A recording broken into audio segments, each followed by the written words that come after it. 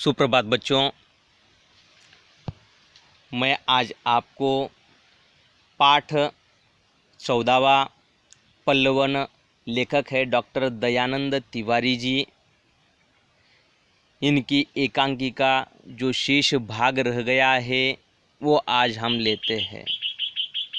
इस पल्लवन के माध्यम से हमें लेखक किस प्रकार का संदेश देते हैं, यह नाटक का एक प्रकार है ना, जिसमें अनेकों पात्र होते हैं। इस एकांकी में भी अनेकों पात्र होते हैं और यह मैं तो कहता हूँ कि एक दूसरे से संभाषण का बहुत ही सुंदर माध्यम है। अब जो शेष भाग रह गया था आज हम लेते हैं। पहले थोड़ा पीछे चलते हैं। देखो सर जी, तन्वी क्या कर रही है? सर जी, क्या पल्लवन में भाव विस्तार के साथ साथ चिंतन भी होता है? अध्यापक: अच्छा प्रश्न पूछा तुमने। पल्लवन में भाव विस्तार के साथ साथ चिंतन का स्थान भी महत्वपूर्ण होता है। संसार में जितने महान चिंतक साहित्यिक विचारक हैं, उनके गहन चिंतन के क्षणों में जिन विचारों और अनुभूतियों का जन्म होता है, उसमें सूत्रात्मकता आ जाती है।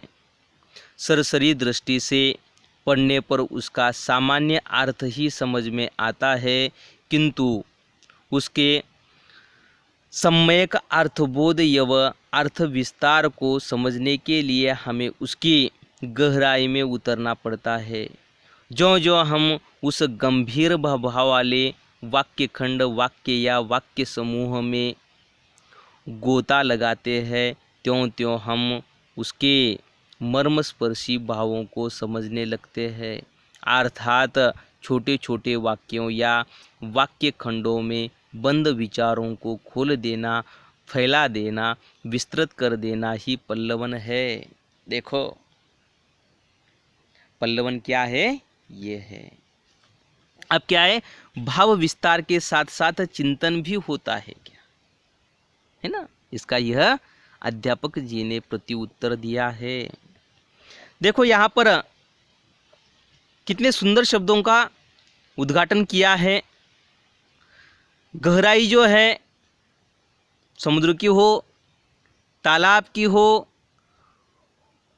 अन्य कहीं पर कुआं हो, उसकी जो है गहराई मापने के लिए उसमें क्या है? गुथा लगाना पड़ता है, या दूरी को पत्थर बांधकर उसको ऐसे भी मापा जा सकता है। इस प्रकार क्या है? पल्लवन भी भाव के साथ विस्तार करने में उसे पहले उसकी गहराई मापना पड़ता है, ज्ञान संपादन करना पड़ता है, तभी पल्लवन लिखने में सहायता मिल सकती है। अब रोशन क्या कर रहा है? हम जैसे विद्यार्थियों के लिए पल्लवन कला को आत्मसात करने की क्या आवश्यकता है? हम तो साहित्यकार नहीं है, इस संदर्भ में जानकारी दीजिए ने सर। देखो कितना सुंदर प्रश्न है। ये तो किनका काम है? लेखक का कार्य है। सही प्रश्न है। और रोशन ने क्या है? बहुत ही सुंदर प्रश्न पूछा है। उस पर अध्यापक जी क्या कह देते हैं? देखो रोशन, तुम अच्छे अच्छे प्रश्न करते हो, यह जिज्ञासा सराहनीय है, इस पर चर्चा होनी ही चाहिए। रोशन क्या कहता है? देखो जी सर, हमें इस विषय की भी जानकारी चाहिए। देखो अध्यापक क्या कह देते हैं? वर्तमान युग विज्ञान का युग है। आज के बच्चे वैज्ञानिक युग में पल रहे हैं। हमारे साहित्य में लेखक, विचारक, कवि अपने मौलिक विचारों को व्यक्त करते हैं। हम उनके विचारों को समझ नहीं सकते, तब पल्लवन हमारी सहायता करता है। परंतु बच्चों, केवल विषयगत ज्ञान होना अनिवार्य नहीं होता है, अपितु आज के युवाओं के लिए अनेक क्षेत्रों का प्रवेश द्वार तैयार हो जाता है। पल्लवन व्यक्तित्व निर्माण में एक महत्वपूर्ण भूमिका तैयार कर सकता है। देखो रोशन क्या कर रहा था? जी सर, हमें इस विषय की भी जानकारी चाहिए। तो अध्यापक क्या कर रहे हैं? वर्तमान युग जो है विज्ञान का युग है। आज के बच्चे वैज्ञानिक युग में पल रहे हैं। हमारे साहित्य में लेखक, विचारक, कवि अपने मौलिक विचारों को व्यक्त करते हैं। हम उनके विचारों को समझ नहीं सकते, तब पल्लवन हमारी सहायता करता है। परंतु बच्चों, केवल विषयगत ज्ञान होना अनिवार्य नहीं होता है, अपितु आज के युवाओं के लिए अनेक क्षेत्रों का प्रवेश द्वार तैयार हो जाता है। पल्लवन व्यक्ति निर्माण में एक महत्वपूर्ण भूमिका तैयार कर सकता है। देखो उसके लिए क्या है? हमें एक ही प्रकार का ज्ञान लेना है क्या? नहीं, अपितु व्यक्ति को एक अच्छा इंसान बनने के लिए और एक अच्छा व्यक्ति बनने के लिए उसे ज्ञान संपादन करने की आवश्यकता है, और वो भी ज्ञान से विविध प्रकार के। अब तन्वी क्या कह देती है? देखो वह कैसे सर? वह कैसे? अध्यापक जी, अध्यापक क्या कह देते हैं? देखो अब गौर से सुनो। शारीरिक विकास के साथ साथ बौद्धिक विकास भी आवश्यक होता है।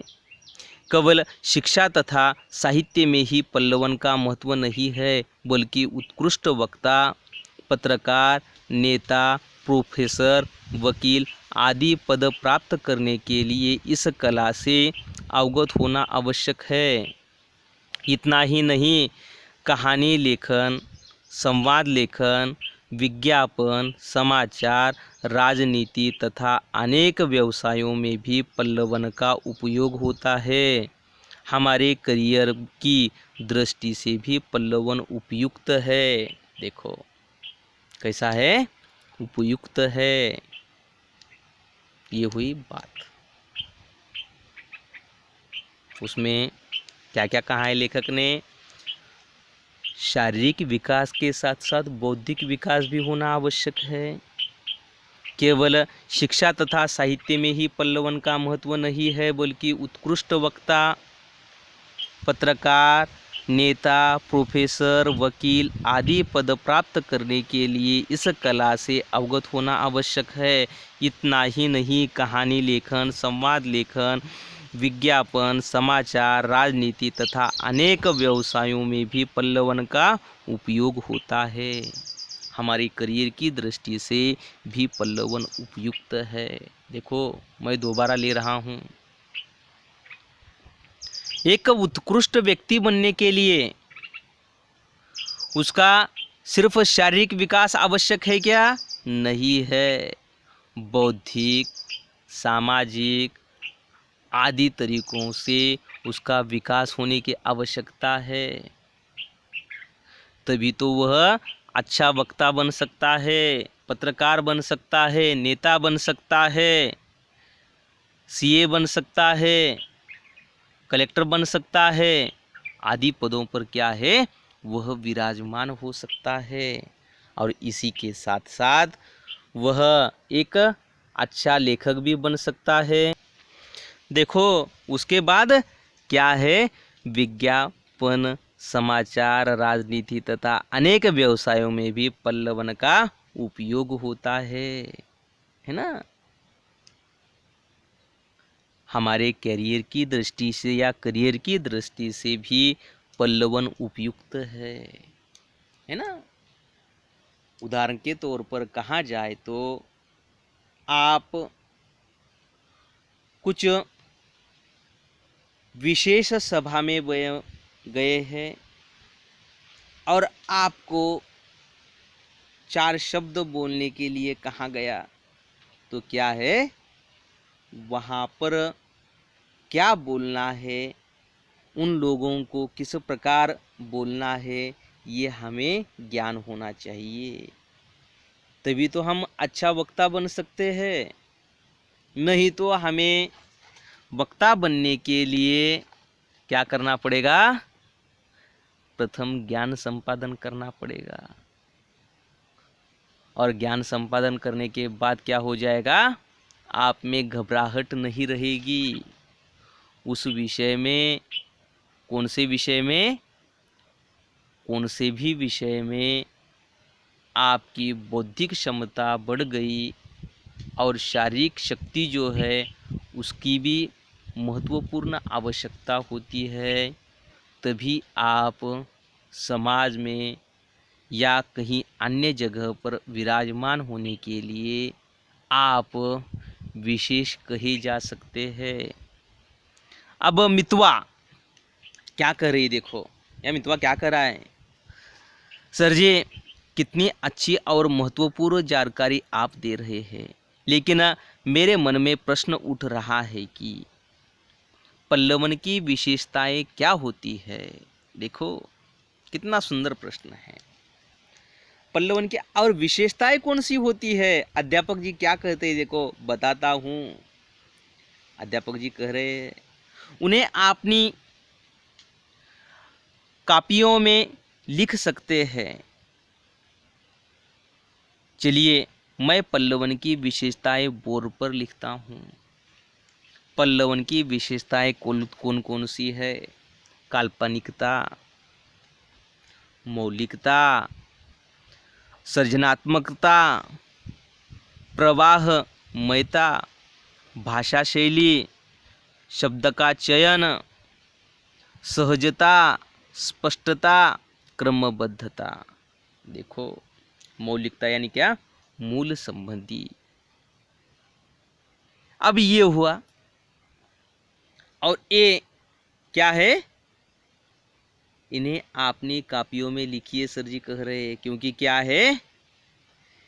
एक मितवा का प्रश्न है, किसका? सर जी कितनी अच्छी और महत्वपूर्ण जानकारी आप दे रहे हैं, लेकिन मेरे मन में प्रश्न उठ रहा है कि पल्लवन की विशेषताएं कौन सी है? तो ये क्या है? 9 जो है विशेषताएं है। दोबारा मैं बता रहा हूँ। काल्पनिकता, काल्पनिकता होनी चाहिए क्या? होनी चाहिए। अरे ऐसा किया तो ऐसा हो सकता है ना? और कल्पना करके वह चित्र जो है आपके समक्ष आ जाता है। प्रत्यक्ष होता है क्या? नहीं होता है, लेकिन काल्पनिक दृष्टि से देखा जाए तो इस प्रकार हो सकता है। उदाहरण के तौर पर कहा जाए तो, अरे पढ़ाई करने के बाद, ज्ञान संपादन करने के बाद जो आप बनना चाहते हैं वो काल्पनिक दृष्टि से देखा जाए तो उस प्रकार बन सकते हैं। एक आधे उदाहरण के तौर पर आप एक आधे पेड़ लगा रहे हैं तो आप कल्पना कर सकते हैं कि अरे इस प्रकार का पेड़ हो सकता है या बन सकेगा। ऐसी क्या है? काल्पनिक भावना आप सोच सकते हैं। और ये काल्पनिक होना चाहिए क्या? काल्पनिकता होनी चाहिए, मौलिकता भी होनी चाहिए। कैसे? मूल संबंधी या मूल संवेदना। सृजनात्मकता भी होनी चाहिए, उसमें प्रवाहमानता भी होनी चाहिए। चलो क्या है? आगे बढ़ने के लिए प्रवाहमान भी बनना चाहिए। भाषा शैली स्पष्ट होनी चाहिए, शब्द का चयन होना चाहिए, सहजता होनी चाहिए क्योंकि समझने में कठिनाइयाँ ना हो, स्पष्टता होनी चाहिए और क्रमबद्धता होनी चाहिए। ये सब विशेषण है पल्लवन तैयार करने के लिए। अब लड़की क्या कहती है, देखो सर जी क्या पल्लवन लिखने की कोई अलग शैली होती है? अध्यापक क्या कह देते हैं, हाँ पल्लवन लिखने की निम्न शैलियाँ प्रचलित है। इसमें विषय प्रवर्तक प्रथम वाक्य से ही प्रारंभ हो जाता है। देखो, उसके बाद इसमें इधर उधर बहकने एवं लंबी चौड़ी भूमिका बनाने की कोई आवश्यकता नहीं होती। प्रथम वाक्य से ही श्रृंखलाबद्ध रोचकतापूर्ण एवं उत्सुकता भरे वाक्य लिखने चाहिए। देखो, सबसे महत्वपूर्ण कौन सा है? उत्सुकता होनी चाहिए।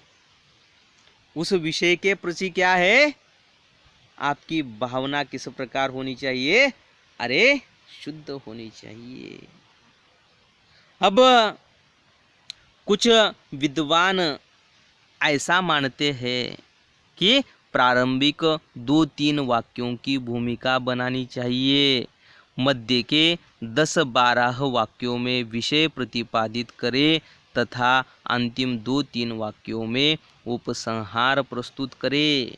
देखो, क्या है? इस प्रकार आपको लिखना है और एंडिंग में क्या है? उपसंहार करना है। इस प्रकार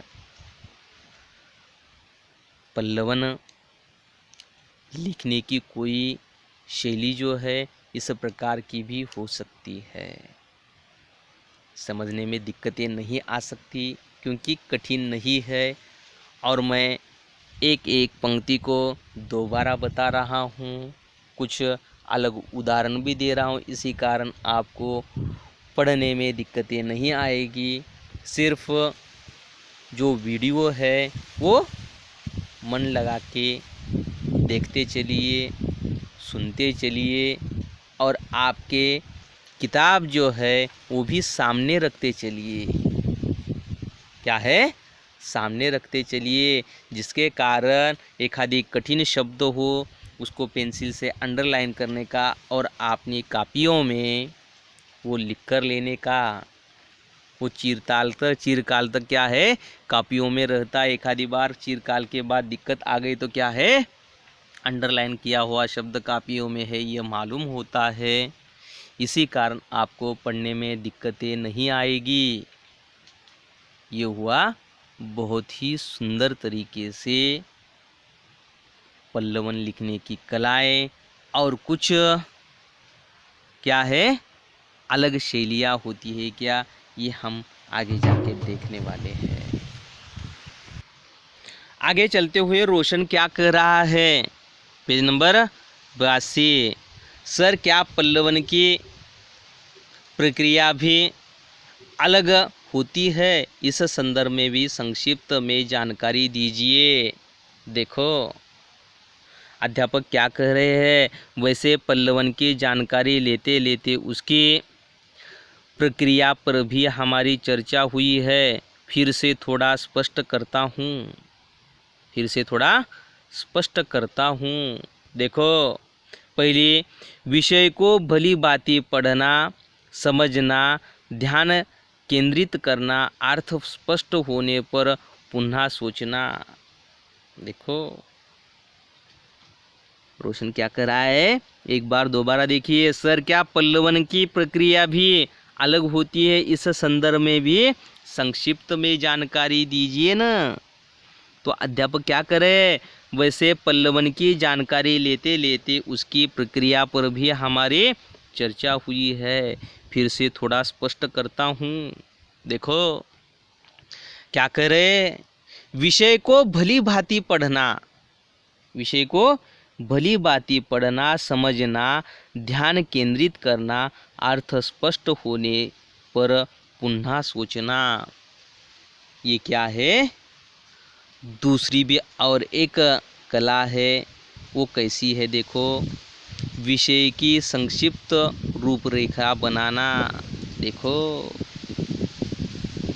उसके पक्ष विपक्ष में सोचना, फिर विपक्षी तर्कों को काटने हेतु तर्कसंगत विचार करना, उसके बाद तर्कसंगत तथा सम्मत विचारों को संयोजित करना तथा असंगत विचारों को हटाकर अनुच्छेद तैयार करना। देखो, यही तो सबसे महत्वपूर्ण है। शब्द पर ध्यान देकर शब्द सीमा के अनुसार पल्लवन करना और अंत में लिखित रूप को पुनः ध्यान देकर पढ़ना। और एक बात विद्यार्थियों को पल्लवित किए जा रहे कथन को परोक्ष कथन और भूतकालिक क्रिया के माध्यम से अन्य पुरुष में कहना चाहिए। उत्तम तथा मध्यम पुरुष का प्रयोग पल्लवन में नहीं होना चाहिए। देखो ये पर देखिए, एक बात विद्यार्थियों को पल्लवित किए जा रहे कथन को परोक्ष कथन और भूतकालिक क्रिया के माध्यम से अन्य पुरुष में कहना चाहिए। उसमें उत्तम तथा मध्य पुरुष का प्रयोग पल्लवन में नहीं होना चाहिए। देखो रोशन और बा क्या कहता है, देखो सर जी अब तो हम पल्लवन लिख सकते हैं, आप हमें पंक्तियाँ दीजिए, हम पल्लवन तैयार करेंगे। देखो क्या करेंगे, पल्लवन तैयार करेंगे। अध्यापक जी क्या कह रहे, देखो अरे रोशन इतनी जल्दी मत करो, पहले उदाहरण के लिए मैं आपको एक 2 पल्लवन बनाकर देता हूँ, ठीक है ना। विद्यार्थी क्या करे, एक साथ जी सर कह रहे हैं। देखो रोशन का प्रश्न किस प्रकार का है, सर जी अब तो हम पल्लवन लिख सकते हैं, आप हमें पंक्तियाँ दीजिए, हम पल्लवन तैयार करेंगे। देखो सिर्फ और सिर्फ पंक्तियाँ देने से चलेगा क्या, नहीं, पल्लवन आपने स्वयं प्रश्न लेने के बाद आप अच्छी तरीके से बना सकते हैं। जो भी विषय लिए है उसका आपको ज्ञान भी होना आवश्यक है ना। इसी कारण जो शेष भाग रह गया है हम कर लेते हैं। तो धन्यवाद बच्चों, हम यहाँ पर रुक जाते हैं।